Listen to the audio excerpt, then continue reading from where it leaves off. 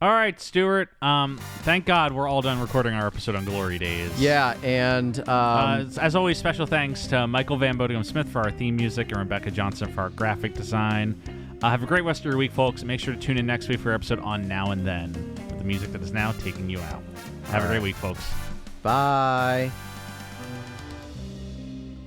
Thank God that's finally over with. Yeah, I know, right? Wait, Stuart, why is the machine smoking?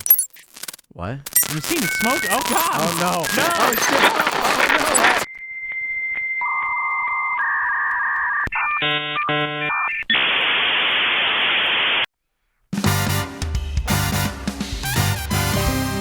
no. Travolting presents The Fraser's Edge. Hosted by Jeff Sweeney and Stuart Elmore. Covering Glory Daze. Enjoy the episode.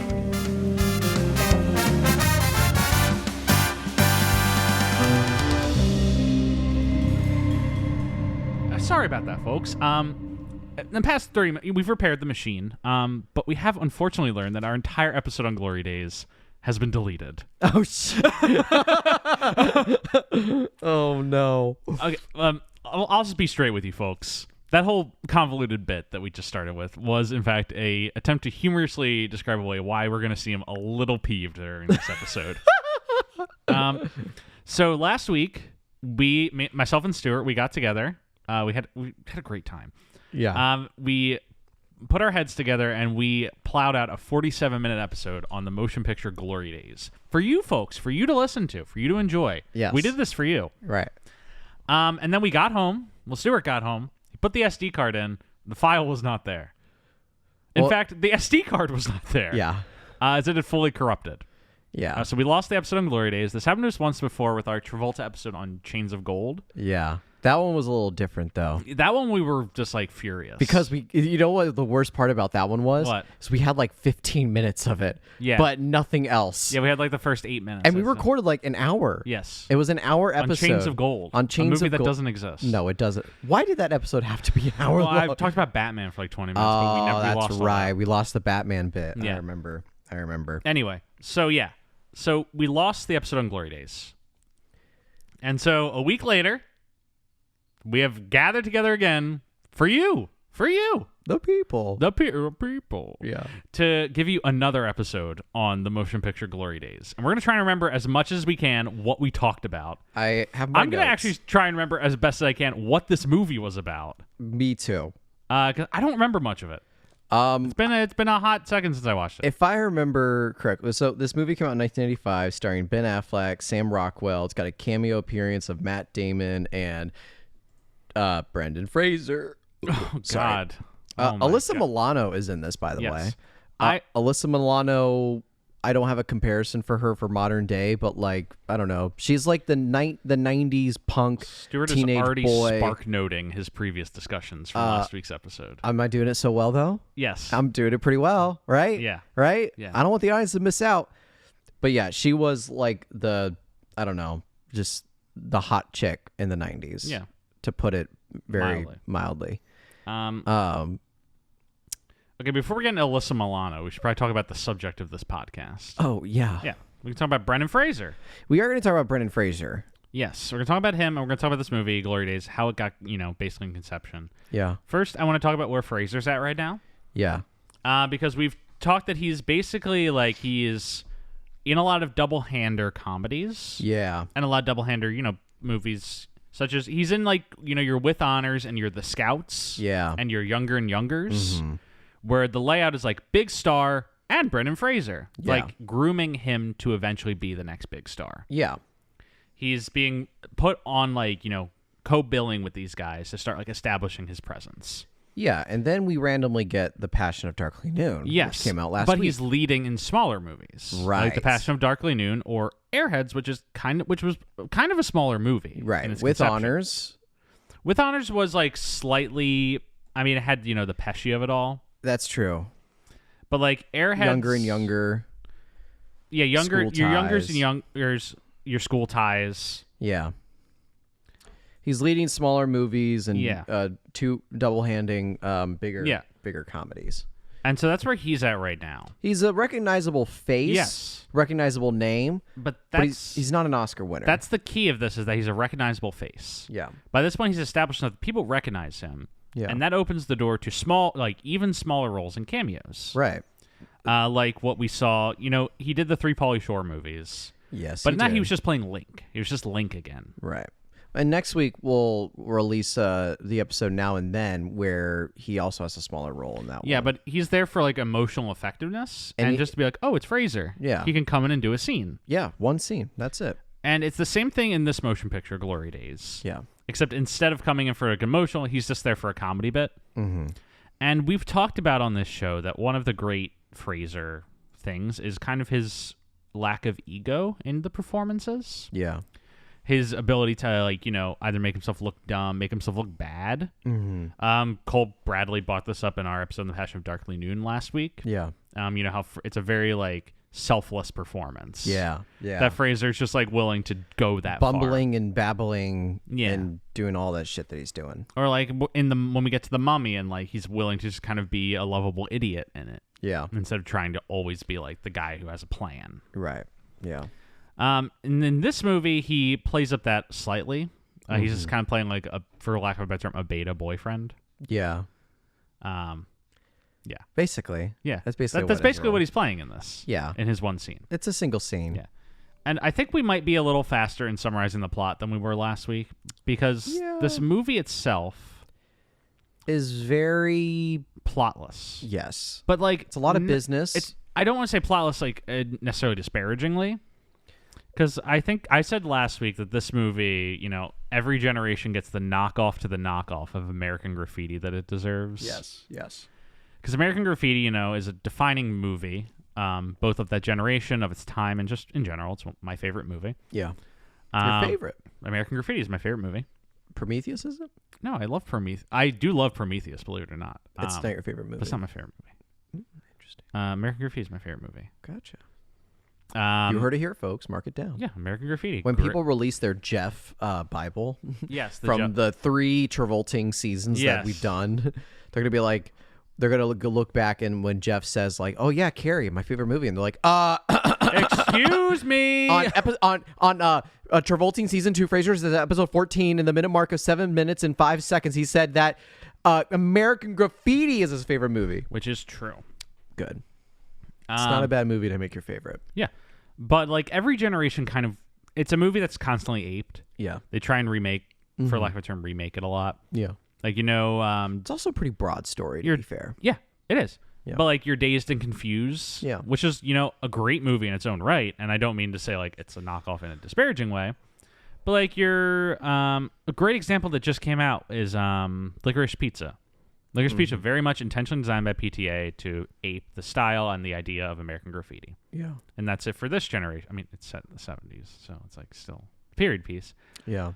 But it's a movie that's constantly being reformatted to different generations. Mm-hmm. And this is an attempt to kind of do that in the 90s. But I think even the title, Glory Daze, it's aping on Dazed and Confused. Yeah.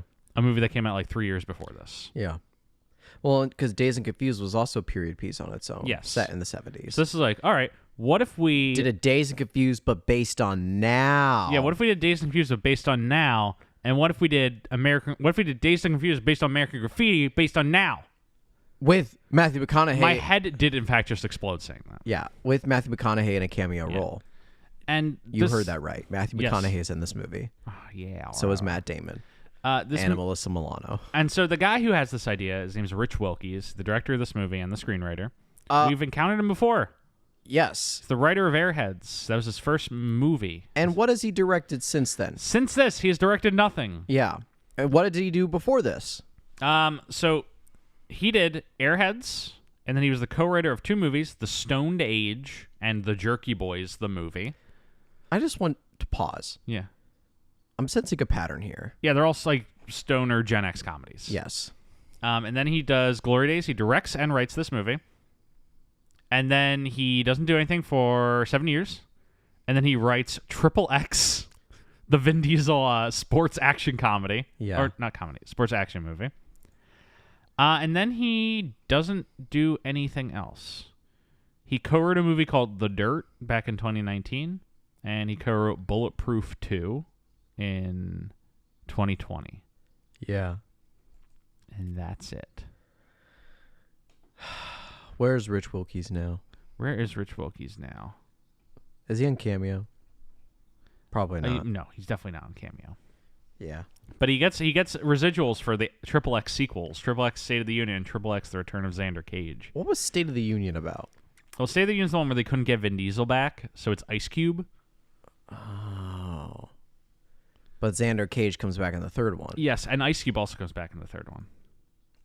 You know what's an unrated Vin Diesel sequel? What? Riddick. Is it good? Newest one. It's not that good, but in terms of like the Riddick movies weren't that great. Yeah. Like Pitch Black, kind of meh. Chronicles of Riddick, pretty bad. But the Riddick movie, it's like a Prey. They go back to their roots with Pitch Black. It's actually pretty good. Kind of good? Kind of good. Maybe I'll watch it one day. Not today, though. Yeah. Today we're on a time crunch. We are on a time crunch. So, yeah, that's the conception of this movie, Glory Daze. Yeah. And the plot, the basic idea of this movie, because I feel like we went through explaining all the characters last time, and I feel like we can just kind of say it's about 5 guys who live together in a house in college. Yeah. And they're in Santa Cruz, I believe. Yeah. Santa Cruz. And they're all just trying to cope with the fact that they're leaving college not to become adults.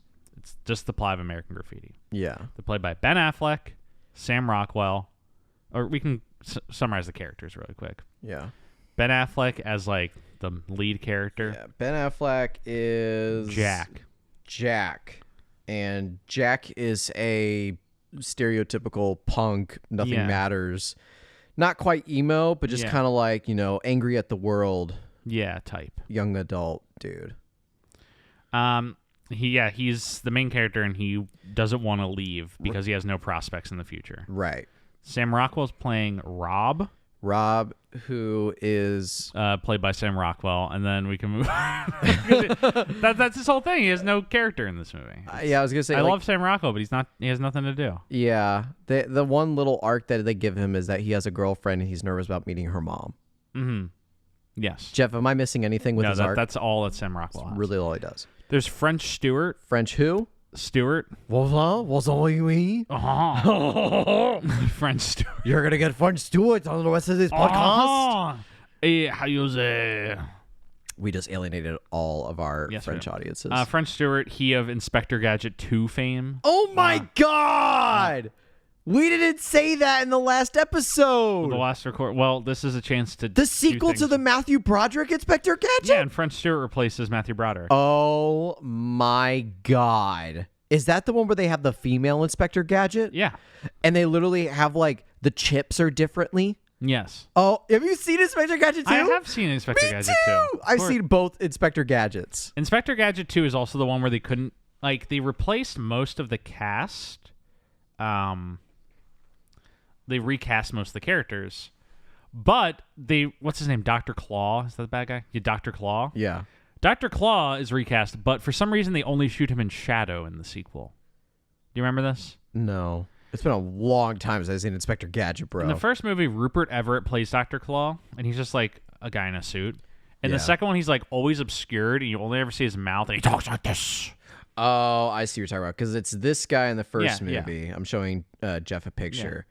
And then the next guy, it's just buddy. They don't show his face. Is Claw like an anti-Inspector Gadget? No, we don't have time for this. We don't have time for this. Okay, sorry. We have to get to our next D&D session pretty soon. Yeah. So, French Stewart, he of Inspector Gadget 2 fame, is playing Dennis. We'll table the Inspector Gadget. I can tell you're disappointed. We'll table the Inspector Gadget. Look at the IMDb page. We'll talk about Inspector Gadget one day. We'll do the Gadget cast. All right. Go podcast. Go podcast. Podcast. Podcast. Dennis's thing is that he's a perpetual student. He spent 6 years at the college. Yeah. And just keeps changing his major. Yeah. He graduates at the end of the movie, right? That's the thing. Oh yeah, because he's offered tenure. Gimli tries to sleep with him. He's got to go to grad school and all that stuff. Gimli tries to sleep with him. Gimli, John Rhys Davies. John Rhys Davies.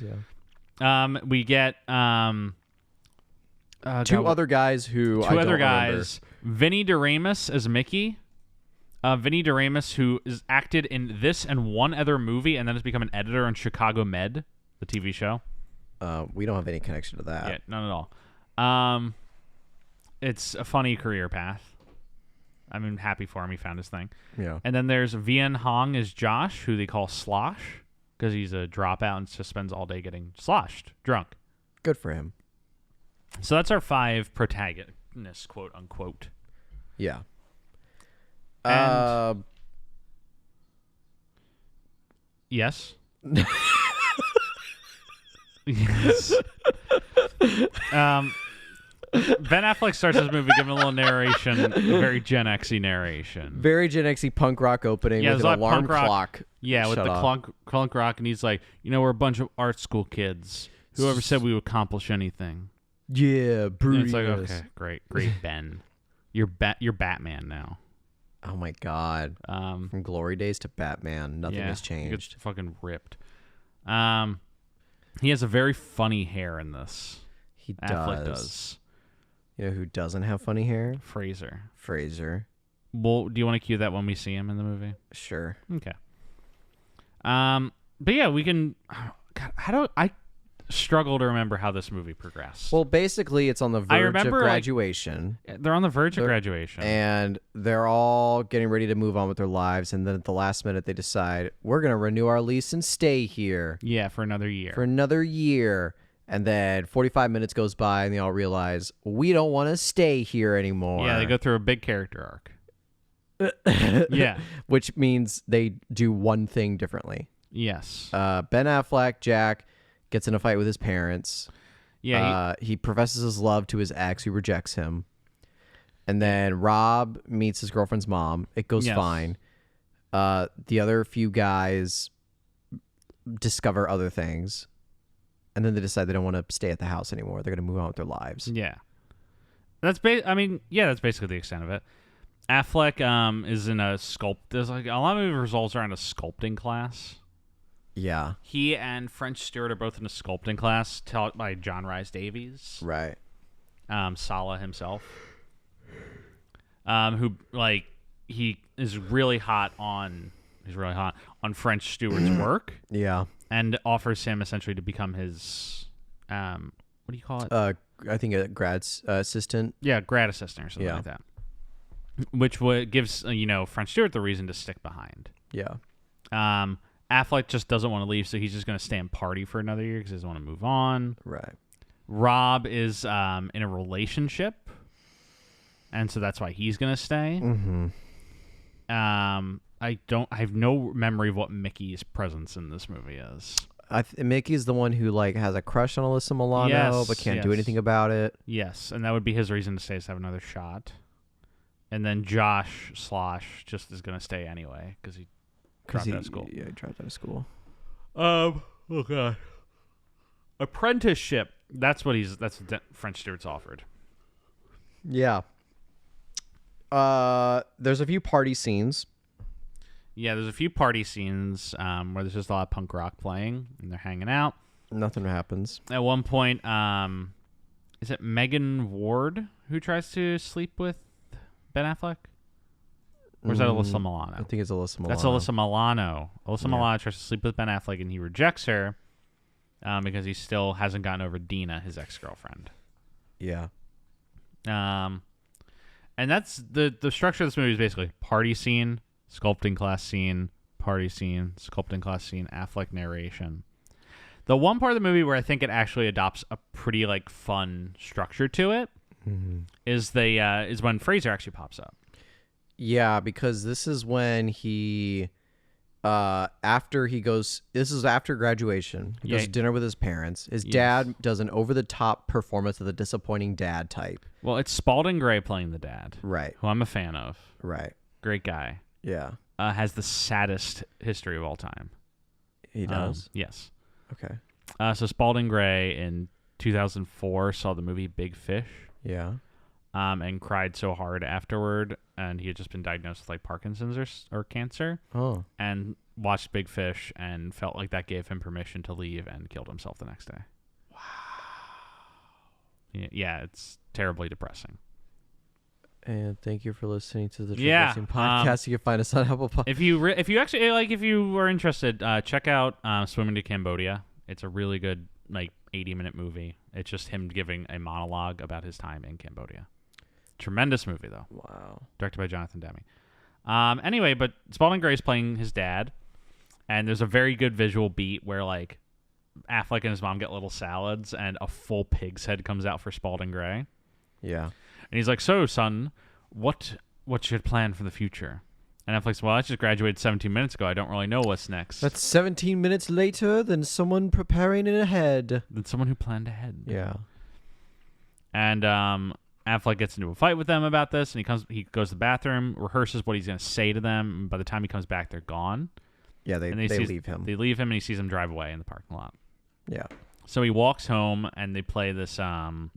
sad music. This one punk rock song, which is... I'm trying to find the quote of it, because it's very funny.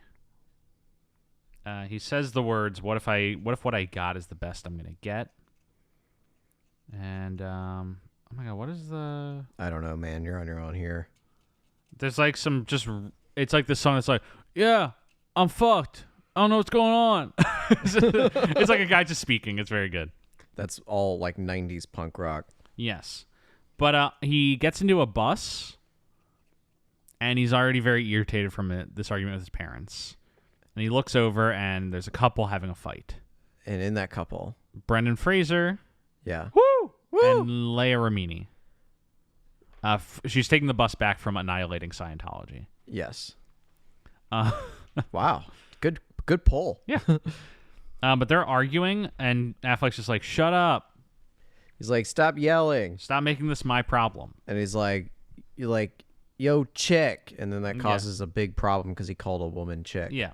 And Leia Remini starts fighting back, and Fraser's playing ultimate beta boyfriend. He's like, yeah, man. What? He's like, I think that's fine, but you shouldn't have called her like that. And he's trying to sympathize with Affleck, but Leia Remini's forcing him to be defensive for her. Yeah. And so the fight just keeps going, and then the bus driver comes back, and he's like, what's going on? She's like, he called me chick. And the guy's like, not on my bus. It's like, you can get away with that on the 2, on the 4, on the 5, but not on the 3. It's so good. Rips his shirt off and throws him off the bus. It's actually an excellent scene. He literally rips his shirt off. Have you seen those TikToks or short videos where it's like, hey, can I get a napkin? The dude rips someone's shirt off and hands it to somebody. I have not seen that. Almost like that. Stuart, I do quickly want to say you already did the hair ranking for this. I did. Do you want me to just list it out? Yeah. So, folks, Stuart, what does his hair look like in this movie? It's regular Brendan Fraser hair. Yes. And Stuart put him at number 7, behind Airheads, above The Passion of Darkly Noon. Which I think is fair. Yes, I agree. So that was the hair ranking. Yeah. For this movie. Yeah. This movie has a really nice visual metaphor in it. I mean, that's Fraser's scene. It's a nice little bit of him just kind of, being willing to play a shitty boyfriend type. Yes. This movie has one nice visual metaphor that continues throughout the whole thing. When they're all deciding they're going to stay in college, they're throwing darts at a dartboard, and one of them goes askew and hits a clock. Oh. And gets stuck in the clock. Yeah, we did say that on the last recording. The second hand hits it and just keeps bouncing off of it. And it's a really effective visual metaphor in this movie because you can keep cutting back to that clock. Yeah. It's they're stopping time, but only with a temporary tool, something that's not going to last. Right. Which is what this movie's about. Right. And at the end of the movie, the dart does fall out, and the clock continues. Yeah. As do their lives. Yeah. This movie's kind of a plea for to move on with your life. Yeah. It's a movie about it's great to be Gen X, it's great to hang out, it's great to have fun, but that eventually we do all have to enter the world. Well, and I think in a historical context, I think it's retrospectively looking back that the Gen X were the slacker generation. Yeah, that was their history. That was their history. That they're but I've always had a beef with that because every older generation looks at the younger generation as slackers. Yes. That's what millennials are. Yeah. That's what Gen Z are. The Gen X is the slacker generation that fought back against about being called slackers by being more slackers and leaning into it, ironically. Okay. It was a thing. Yeah. And now Gen X is the people. They're like the people on top. They're like 40s and 50s now. Yeah. But yeah, this movie's a plea to like get to that, like to enjoy your time. And then there are those millennials who live through like it's wars and trying to find the recessions. middle ground between Affleck and Spalding Gray. Right. It's like, you don't have to have your entire life planned ahead, but you do eventually have to move on. Yeah. And that's what this movie's about, Glory Daze. Yeah. That is.